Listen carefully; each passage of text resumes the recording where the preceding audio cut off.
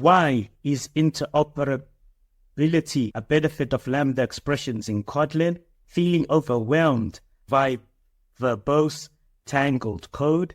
Struggling with interoperability nightmares between Java and Kotlin?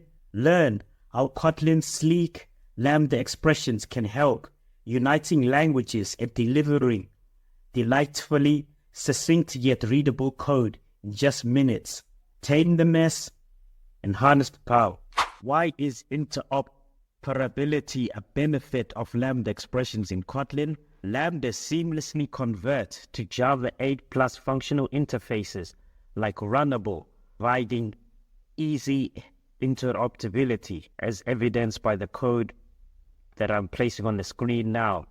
An example of this is the code where I declare a variable called Runnable, val Runnable equals Runnable, and then in the Lambda, you place the logic. This enables leveraging Lambdas for Android, Spring Framework, RxJava, and more. That being said, are you tired of those pesky runtime null pointer exceptions crashing your apps? Let us now take a look at another feature of Kotlin, null safety.